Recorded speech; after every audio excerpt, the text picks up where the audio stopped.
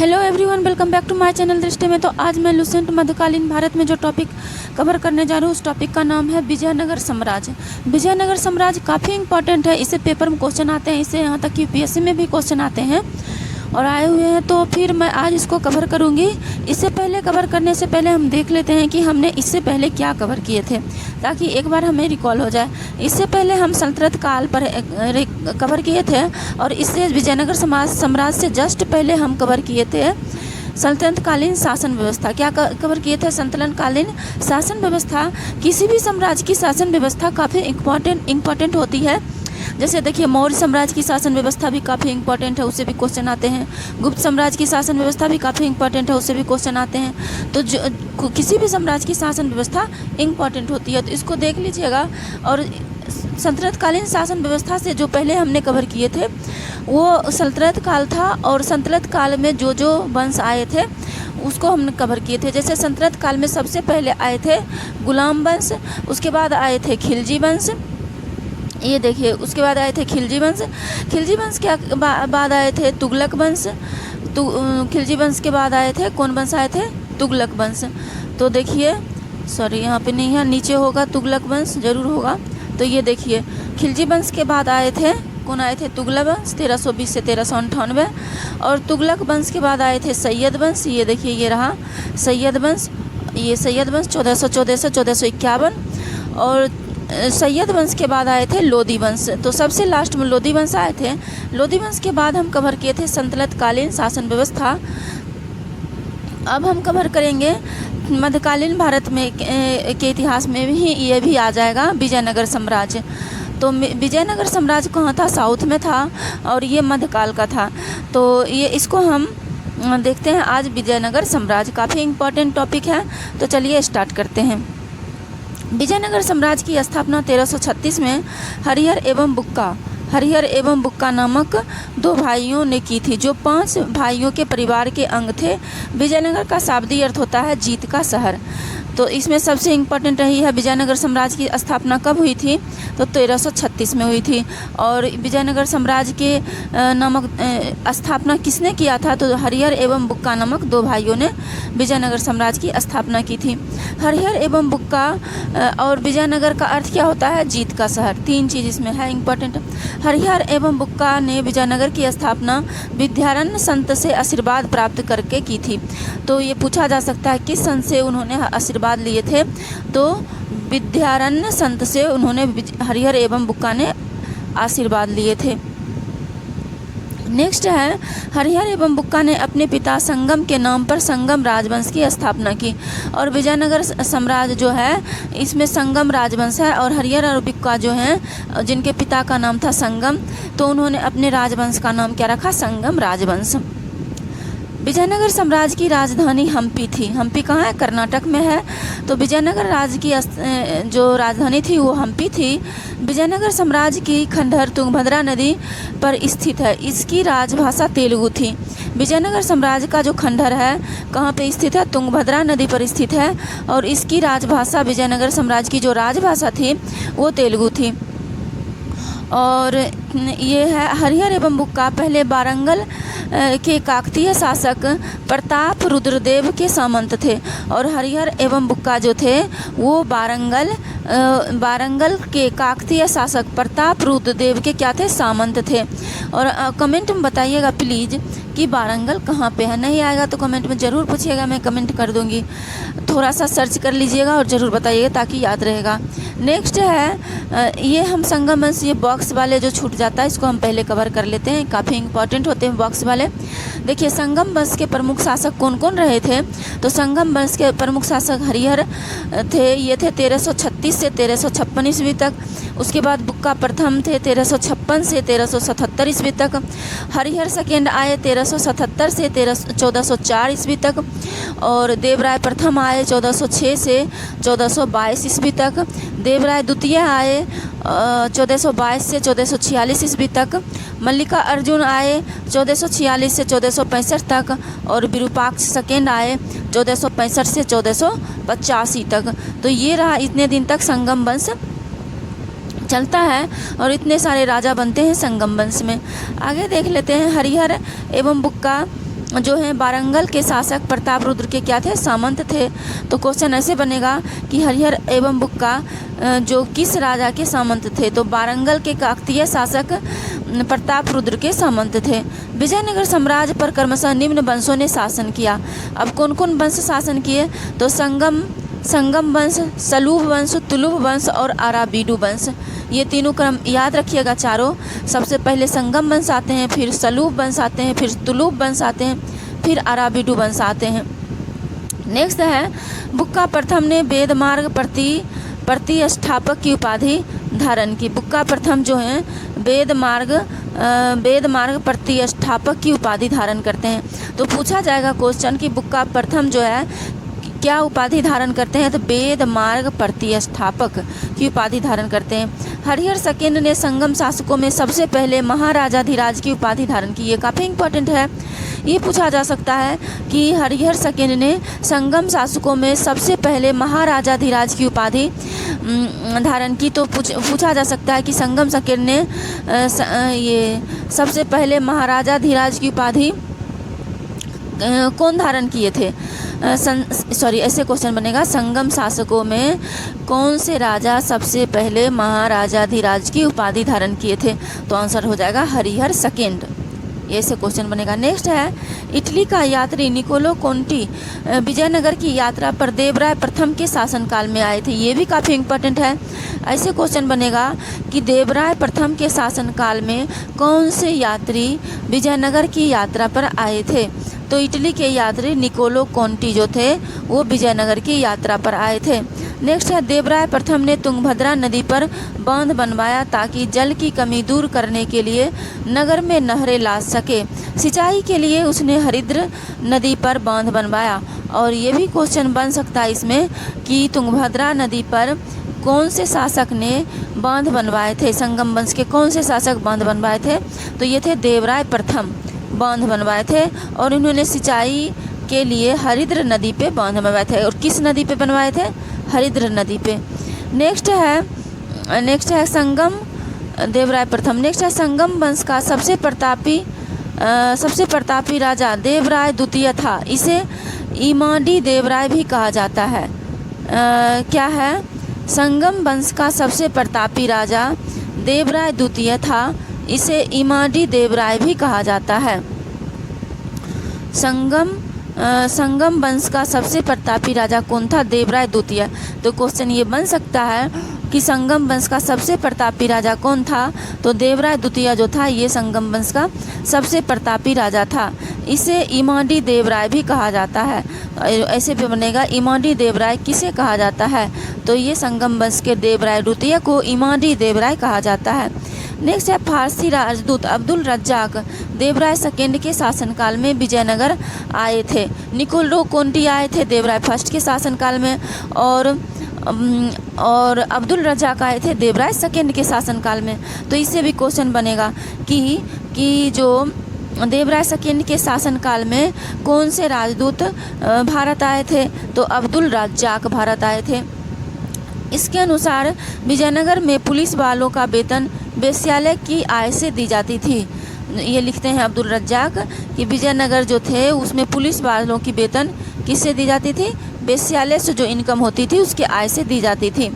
Next है विजयनगर साम्राज्य में कि तेलुगु कवि श्रीनाथ कुछ दिनों तक देवराय सेकेंड के दरबार में रहे थे। तो ये क्या कह रहा है कि तेलुगु कवि जो थे, यहाँ पे देखिए, तेलुगु कवि श्रीनाथ कुछ दिनों तक देवराय सेकेंड के दरबार में रहे थे। तो क्वेश्चन ऐसे बन सकता है कि क्वेश्चन ऐसे बन सकता है कि कौन ऐसे कवि थे जो ये देवराय सेकेंड के दरबार में रहे थे। तेलुगु कवि कौन ऐसे तेलुगु कवि थे जो देवराय सेकेंड के काल में रहे थे, दरबार में रहे थे, तो ये आंसर हो जाएगा श्रीनाथ।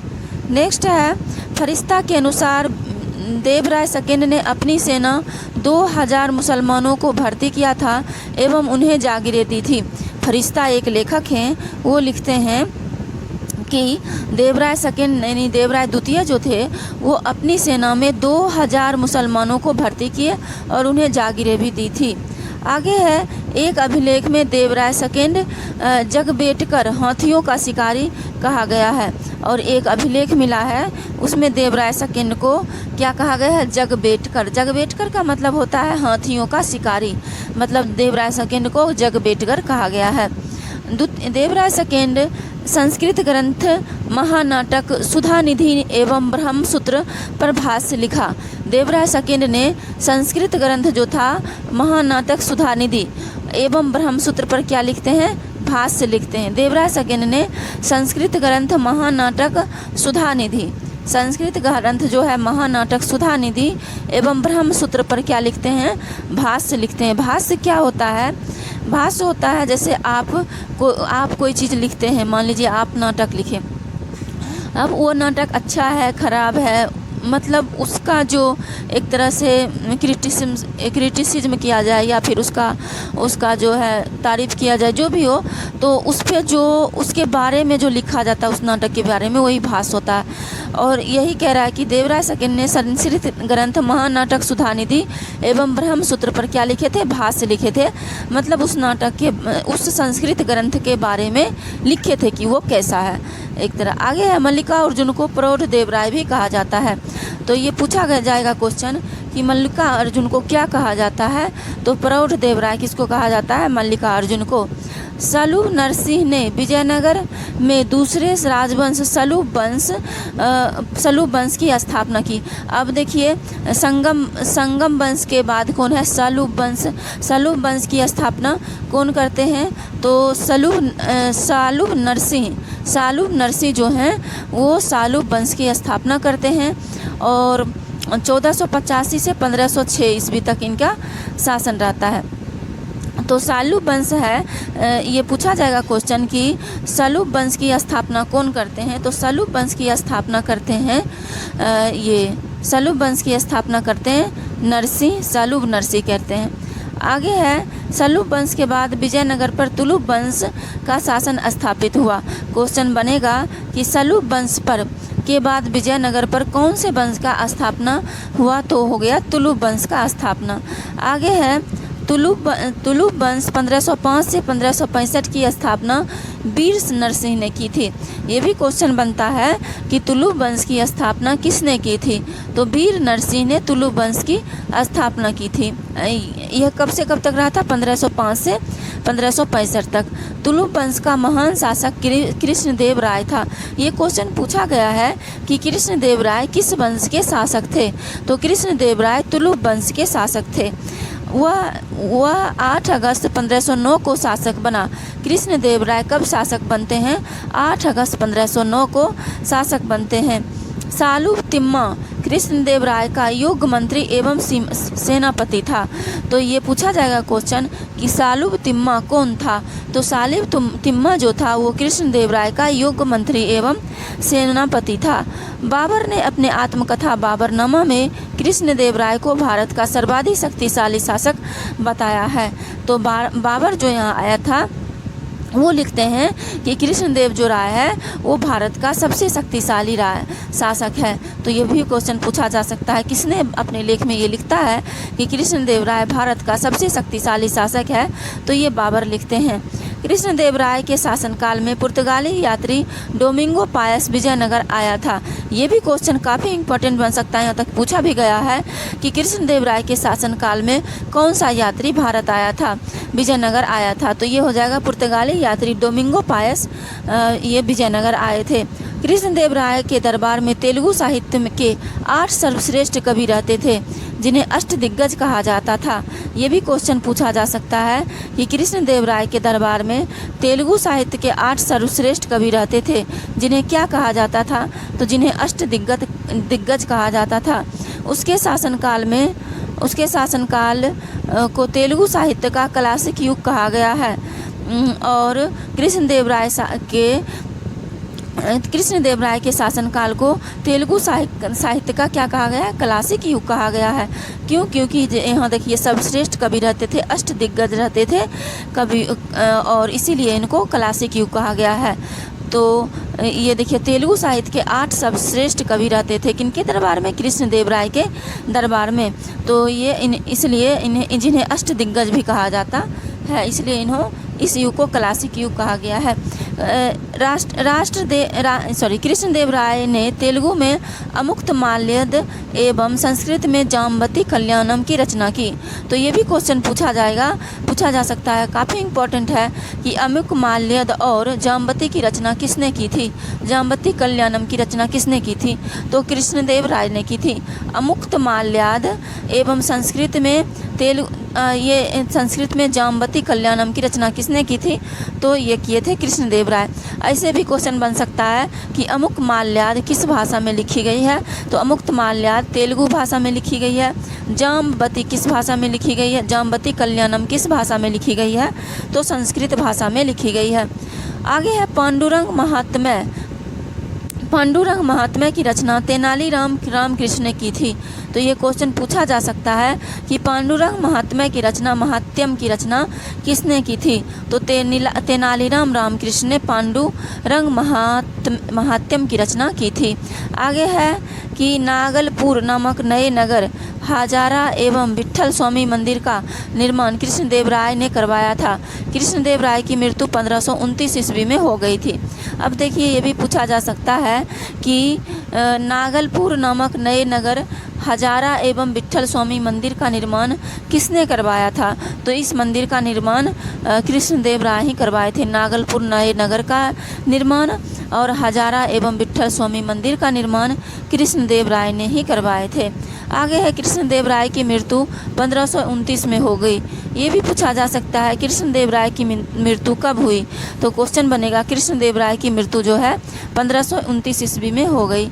आगे है कृष्णदेव राय ने आंध्र भोज, अभिनव भोज, आंध्र पितामह आदि उपाधि की रचना की। कृष्णदेव राय ने किसकी रचना करते हैं, आंध्र भोज, अभिनव भोज, आंध्र पितामह की रचना करते हैं। कृष्णदेव राय किसकी रचना करते हैं, आंध्र भोज, अभिनव भोज, आंध्र पितामह की रचना करते हैं। नेक्स्ट है तुलुप वंश का अंतिम शासक सदाशिव था। तुलुप वंश का अंतिम शासक कौन था, तो तुलुप वंश का अंतिम शासक था सदाशिव। राक्षसी तंगरी या तालीकोटा या बन्नीहट्टी का युद्ध 23 जनवरी 1565 में हुआ। इसी युद्ध के कारण विजयनगर का पतन हुआ। कह रहा है कि राक्षसी तंगरी या तालीकोटा या बन्नीहट्टी का युद्ध 23 जनवरी 1526 में हुआ। तो पूछा जा सकता है कि तुलुप वंश का अंतिम शासक कौन था, तो सदाशिव था। ये इम्पोर्टेंट रखिएगा। और ये तुलुप वंश से ही संबंधित है कृष्णदेव राय। कृष्णदेव राय को क्या क्या कहा जाता है, तो आंध्र भोज, अभिनव भोज, आंध्र पितामह। और कृष्णदेव राय ने किस मंदिर का निर्माण करवाए थे, विट्ठल स्वामी मंदिर का। और किस मंदिर का, हजारा मंदिर का। और एक नगर भी बनवाए थे जिसका नाम था नागलपुर। तो ये सब इम्पोर्टेंट है, यही सब क्वेश्चन बनता है। आगे है कि ये भी पूछा जाएगा कि राक्षसी तंगरी या तालीकोटा या बन्नीहट्टी का युद्ध 23 जनवरी 1565 हुआ और इसी युद्ध के कारण विजयनगर का पतन हुआ। तो पूछा जाएगा कि विजयनगर का पतन किस युद्ध के कारण हो। राक्षसी तंगरी युद्ध रहेगा वो भी सही हो जाएगा, तालीकोटा युद्ध रहेगा वो भी सही हो जाएगा, बन्नीहट्टी युद्ध रहेगा वो भी सही हो जाएगा। और ये पूछा जाएगा यदि कि ये तालीकोटा का युद्ध या बन्नीहट्टी का युद्ध या राक्षसी तंगरी का युद्ध कब हुआ, तो ये 23 जनवरी 1565 को हुआ।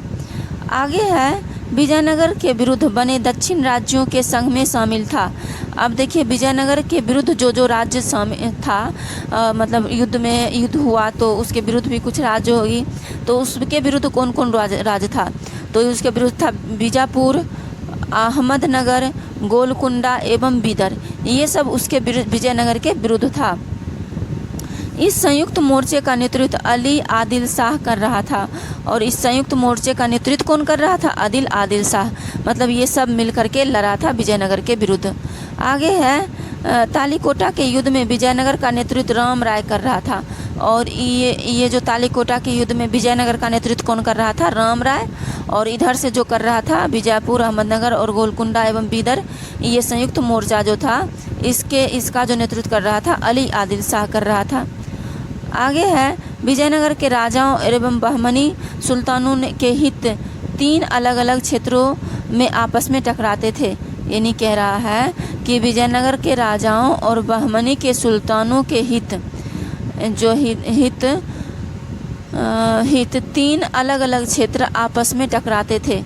तुंगभद्रा के दोआब में, कृष्णा गोदावरी के कछार में और मराठवाड़ा प्रदेश में। अब देखिए यहाँ क्या कह रहा है, यहाँ कह रहा है कि विजयनगर के राजाओं और बहमनी सुल्तानों के हित, विजयनगर के राजा जो थे उनका जो हित था और बहमनी सुल्तान का जो हित था वो तीन अलग अलग क्षेत्र से टकराता था। क्यों?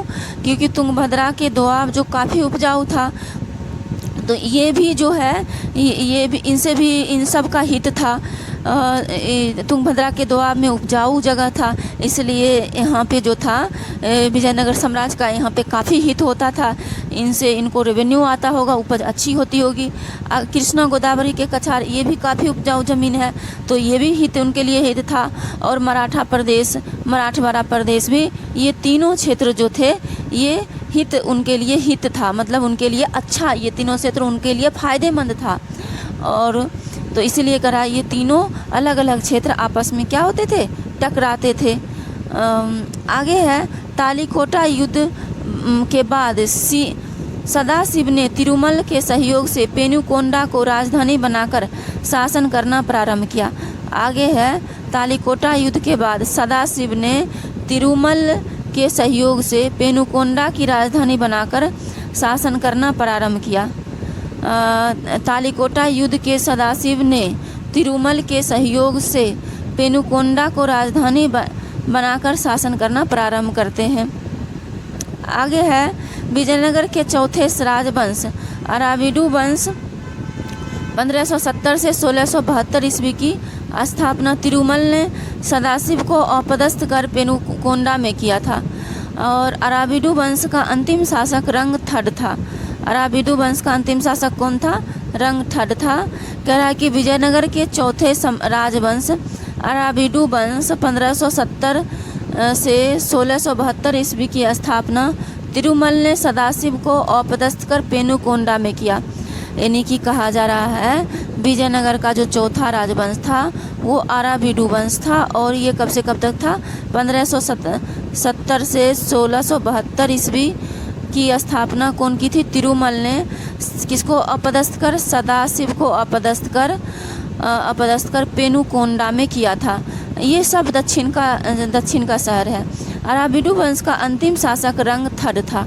और दक्षिण में ये वर्तमान में किस राज्य में पड़ता है, आप ज़रूर कमेंट में बताइएगा। अगर ना पता हो तो कमेंट में पूछिएगा। विजयनगर के चौथे राजवंश अराविडु वंश, तो ये से क्वेश्चन बनेगा विजयनगर का चौथा राजवंश कौन था? तो अराविडु वंश था। और ये इसका कब से कब तक रहा था? 1570 से 1672 ईस्वी की स्थापना तिरुमल ने सदाशिव को अपदस्थ कर, कौन ने? तिरुमल ने किसको अपदस्थ कर? सदाशिव को अपदस्थ कर पेनुकोंडा में किया। और पेनुकोंडा में अराविडु वंश की स्थापना किया तिरुमल ने। अराविडु वंश का अंतिम शासक रंगथड था। ये क्वेश्चन पूछा जा सकता है कि अराविडु का अंतिम वंश का अंतिम शासक कौन था? तो रंगथड था। अराविडु वंश वेंकट सेकंड के शासनकाल में ही वोडेयार ने 1612 ईस्वी में मैसूर राज्य की स्थापना की। तो ये पूछा जा सकता है कि वोडेयार ने किसने मैसूर राज्य की स्थापना की? तो वोडेयार ने मैसूर राज्य की स्थापना कब की? तो 1612 ईस्वी में। और अराविडु शासक वेंकट सेकंड के शासनकाल में। आगे है विजयनगर साम्राज्य के प्रशासनिक इकाई का क्रम घटते क्रम में इस प्रकार है। आप इसको जरूर से क्रम याद रखिएगा, ये क्रम पूछता है।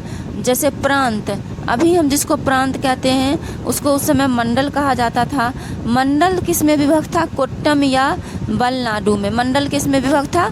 कोट्टम या बलनाडु में। और कोट्टम या बलनाडु को उस समय जिसको कोट्टम या बलनाडु कहा जाता था, अभी के समय जिला कहा जाता है। अब देखिए कोट्टम या बलनाडु किस में विभक्त था? तो कोट्टम या बलनाडु जो विभक्त था वो नाडु में विभक्त था। नाडु जो अभी के समय में जो होता है जिसको कहते हैं प्रखंड, ब्लॉक, जो भी कहें, तो ये था नाडु में विभक्त था। आगे है नाडु किस में विभक्त था? तो नाडु विभक्त था मेलाग्राम में। मेला ग्राम मतलब ग्राम का समूह, यानी अभी जिसको हम पंचायत कहते हैं, तो ये ग्राम का समूह था और उसको कहा जाता था मेला ग्राम। अब है, और मेला ग्राम से भी छोटा होता था ग्राम, अभी जिसको हम ग्राम कहते हैं उसको उस समय उर कहा जाता था। क्या कहा जाता था? उस समय उर कहा जाता था। तो ये याद रखिएगा, सबसे बड़ा होता था मंडल, मंडल के बाद नाडु, मंडल के बाद बलनाडु, बलनाडु के बाद नाडु, नाडु के बाद उर। अभी के समय में ले लीजिए तो सबसे बड़ा प्रांत, प्रांत के बाद जिला, जिला के बाद वही प्रखंड या ब्लॉक, ब्लॉक के बाद पंचायत, पंचायत के बाद ग्राम। तो इस तरह से उस समय भी क्या था, विजयनगर साम्राज्य का प्रशासनिक इकाई विभक्त था। प्रशासनिक इकाई हर एक साम्राज्य का इम्पोर्टेंट होता है। विजयनगर कालीन सेना नायकों को नायक कहा जाता था। यहाँ तक ये पूछा गया है कि विजयनगर कालीन सेना नायकों को क्या कहा जाता है, तो नायक कहा जाता है। ये नायक वस्तुतः भूसामंत थे, और ये नायक क्या थे? भूसामंत थे, भूमि के सामंत थे, जिन्हें राजा वेतन के बदले अथवा उनकी अधीनस्थ सेना के रखरखाव के लिए विशेष भूखंड देता था, जो अमरम कहलाता था। तो ये भी पूछा हुआ क्वेश्चन है, विजयनगर साम्राज्य में अमरम क्या होता था? तो अमरम होता था, राजा क्या करता था, राजा जो सामंत होते थे उनके वेतन के बदले भूखंड दे देता था, और उसी से वो अपना सारा खर्चा पूरा करते थे, और वही जो भूखंड दे देता था वही क्या कहलाता था? अमरम कहलाता था। आगे है अयंगर व्यवस्था। क्या है? अयंगर व्यवस्था जो है वो क्या होता था विजयनगर साम्राज्य में? तो देखिए, अयंगर व्यवस्था प्रशासन को सुचारू रूप से संचालित करने के लिए प्रत्येक ग्राम को एक स्वतंत्र इकाई के रूप में संगठित किया गया था। इन संगठित ग्रामीण इकाइयों पर शासन हेतु 12 प्रशासकीय अधिकारियों की नियुक्ति की जाती थी, जिनको अयंगर कहा जाता था। जिनको क्या कहा जाता था? जिनको सामूहिक रूप से अयंगर कहा जाता था। तो ये देखिए, ये रहा विजयनगर साम्राज्य का। देखिए यहाँ पे एक बार और देखते हैं इसको क्या कह रहा है। ये कह रहा है कि एक मिनट हम इसको एडजस्ट करते हैं। तो ओके, अब देखिए ये क्या लिखा है कि अयंगर व्यवस्था प्रशासन को सुचारू रूप से संचालित करने के लिए प्रत्येक ग्राम को एक स्वतंत्र इकाई के रूप में संगठित किया गया था। इन संगठित ग्रामीण इकाइयों पर शासन हेतु 12 प्रशासकीय अधिकारियों की नियुक्ति की जाती थी, जिनको सामूहिक रूप से क्या कहा जाता था? जिनको सामूहिक रूप से अयंगर कहा जाता था। देखिए यहाँ पे लिखा है कि जिनको सामूहिक रूप से अयंगर कहा जाता था। आगे है, ये अवैतनिक होते थे, और ये अयंगर जो होते थे ये अवैतनिक होते थे, ये वेतन नहीं लेते थे। इनकी सेवाओं के बदले सरकार इन्हें पूर्णतः लगान मुक्त एवं कर मुक्त भूमि प्रदान करती थी, और इन अयंगर को सरकार पूर्णतः लगान मुक्त, यानी इस भूमि पर लगान नहीं लेते थे, लगान मुक्त एवं कर मुक्त भूमि प्रदान कर देती थी। इनका पद अनुवांशिक होता था। अयंगर का पद क्या होता था? अनुवांशिक होता था। यहाँ पे दिया है अनुवांशिक। अयंगर को इस पद को बेच या गिरवी रख सकता था, और ये लोग जो है इस पद को वो बेच भी सकते थे और गिरवी भी रख सकते थे। ग्राम स्तर की कोई भी संपत्ति इन अधिकारियों की इजाज़त के बगैर ना तो बेची जा सकती थी, ना ही दान दी जा सकती थी। आगे कह रहा है कि ग्राम स्तर की कोई भी संपत्ति, ये अयंगर जो अधिकारी होते थे, इन अधिकारियों की इजाज़त के बगैर ना तो बेची जा सकती थी और ना ही दान दी जा सकती। ये विजयनगर की अयंगर व्यवस्था थी। आगे है विजयनगर आने वाले प्रमुख विदेशी यात्री। तो विजयनगर साम्राज्य में कौन प्रमुख विदेशी यात्री आए हैं, इसको थोड़ा सा ध्यान रखिएगा, क्वेश्चन पूछता है। यहाँ तक यूपीएससी में भी पूछता है। निकोलो कोंटी कहाँ से आए थे? इटली से आए थे। अब्दुल रज्जाक फारस से आए थे। नुनीज आए थे, पुर्तगाल से आए थे। डोमिंगो पायस पुर्तगाल से आए थे। बरबोसा आए थे, पुर्तगाल से आए थे। एक याद रखिएगा, सिर्फ अब्दुल रज्जाक फारस से आते हैं, निकोलो कोंटी इटली से आते हैं, बाकी नुनीज, डोमिंगो पायस, बरबोसा ये सब पुर्तगाल से आते हैं। आगे है कि निकोलो कोंटी कब आए थे? 1420 में आए थे निकोलो कोंटी। अब्दुल रज्जाक आए थे 1442 में आए थे अब्दुल रज्जाक। और नुनीज आए थे 1535 में आए थे। डोमिंगो पायस आए थे 1515 में आए थे। और बरबोसा आए थे 1515-16 में बरबोसा आए थे। और कौन किसके समय आए थे? निकोलो कोंटी आए थे देवराय फर्स्ट के समय। अब्दुल रज्जाक आए थे देवराय सेकेंड के समय। और नुनीज आए थे अच्युत राय के समय। आगे है नुनीज आए थे अच्युत राय के समय। नेक्स्ट है डोमिंगो पायस आए थे कृष्णदेव राय के समय। और बरबोसा आए थे कृष्णदेव राय के समय। तो डोमिंगो पायस और बरबोसा कृष्णदेव राय के समय आए थे। बाकी नुनीज आए थे अच्युत राय के समय। और अब्दुल रज्जाक आए थे देवराय सेकेंड के समय। निकोलो कोंटी आए थे देवराय फर्स्ट के समय। तो ये सब जो है थोड़ा सा ध्यान रखिएगा, नज़र में रखिएगा तो याद रहेगा, पेपर में याद आ जाएगा कौन किसके समय आया था।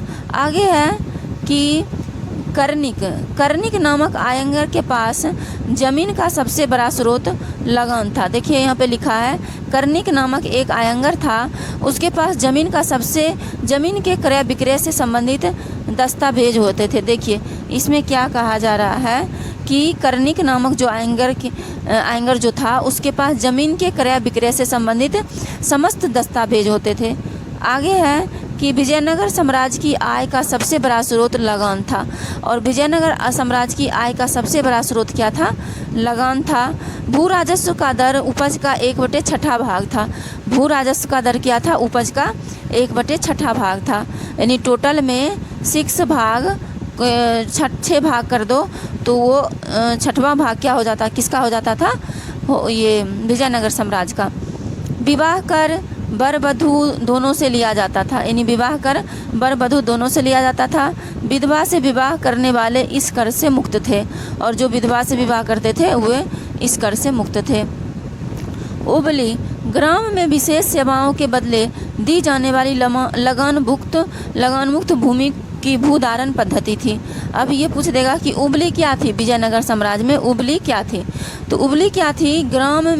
ग्राम में विशेष सेवाओं के बदले दी जाने वाली लगान मुक्त भूमि की भूधारण पद्धति ही उबली कहलाती थी। देखिए फिर से देखिए, कह रहा है कि ग्राम में विशेष सेवाओं के बदले दी जाने वाली लगान मुक्त भूमि की भूधारण पद्धति, यानी कोई विशेष प्रकार की सेवा कर देते होंगे और उनको लगान मुक्त भूमि दान में दिया जाता होगा। और उस भूमि को जो धारण करने की पद्धति होती थी वही क्या कहलाती थी? उबली कहलाती थी। नेक्स्ट है रक्त कोरगे। विजयनगर साम्राज्य में रक्त कोरगे जो वर्ड है ये क्या था? इसका क्या मतलब था? युद्ध में शौर्य का प्रदर्शन करने वाले मृत लोगों के परिवार को दी जाने वाली भूमि को कहा जाता था रक्त कोरगे।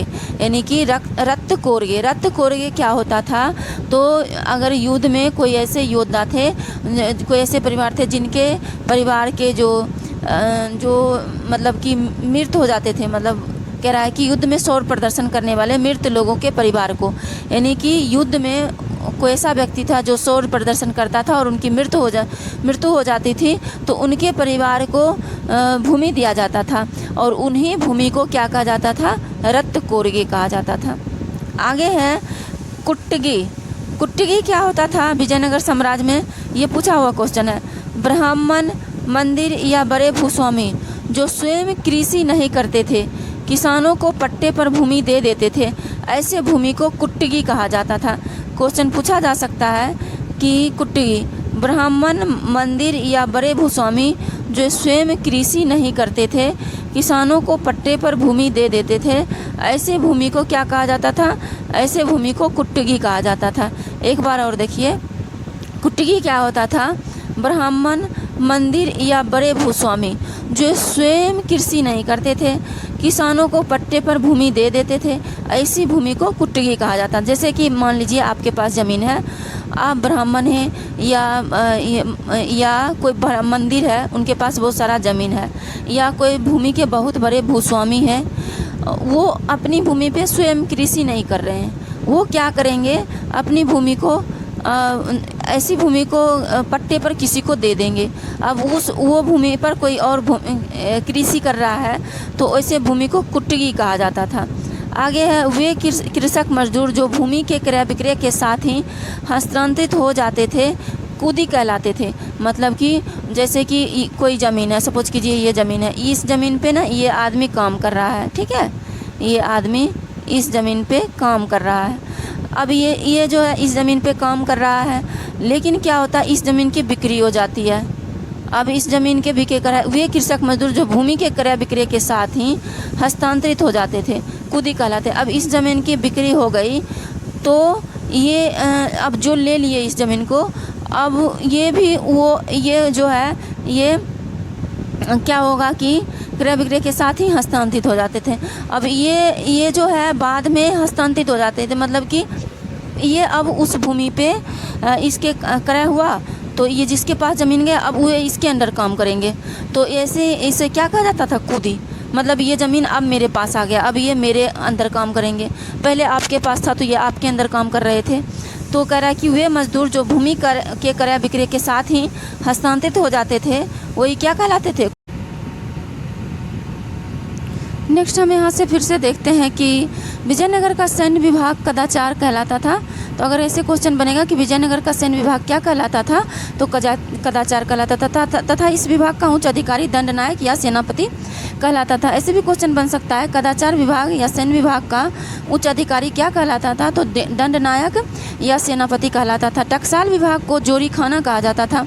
ऐसे भी क्वेश्चन बन सकता है कि टकसाल विभाग को क्या कहा जाता था, तो जोरी खाना कहा जाता था।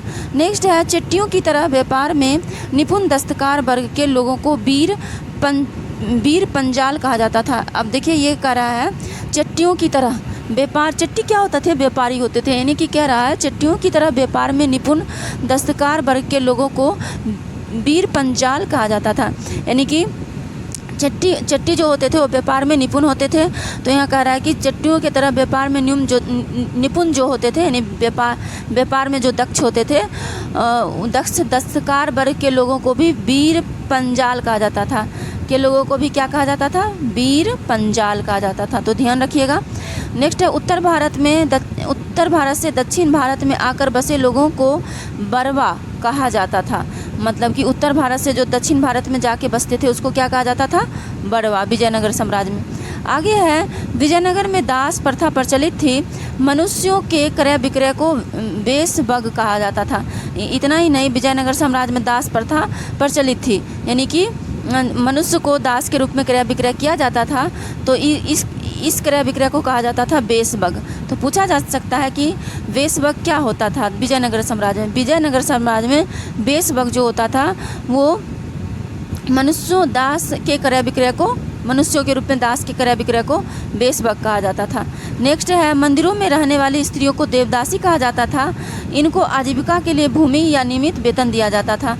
और मंदिर में रहने वाले देवदासी को क्या कहा जाता था, मंदिर में रहने वाले जो स्त्रियां होती थी उनको देवदासी कहा जाता था। और इनकी आजीविका के लिए, इनके जीवन यापन के लिए भूमि या नियमित वेतन भी दिया जाता था इनको। नेक्स्ट है विजयनगर की मुद्रा पेगोडा तथा बहमनी राज्य की मुद्रा हूड़ कहलाती थी। यानी कह रहा है कि विजयनगर की मुद्रा जो थी वो पेगोडा कहलाती थी और बहमनी राज्य की मुद्रा क्या कहलाती थी, हूड़ कहलाती थी। तो हमने देख लिया विजयनगर साम्राज्य की जो प्रशासनिक व्यवस्था है उस विजयनगर की साम्राज्य की और विजयनगर साम्राज्य की में कौन कौन राजा आए, कौन कौन वंश हुए, तो ये सारे हमने देख लिए। विजयनगर में संगम, सालूब, तुलुब, अराबिडू। तो ये ध्यान रखना है। देखिए कौन कौन वंश आए, संगम, सालूब, तुलुब, अराबिडू, ये सब वंश हम इधर देख लिए हैं। तो विजयनगर साम्राज्य हमने आज ख़त्म कर लिए। नेक्स्ट वीडियो में हम कवर करेंगे जो है बहमनी राज्य। तो नेक्स्ट वीडियो में फिर से मिलते हैं, तब तक के लिए थैंक यू सो मच।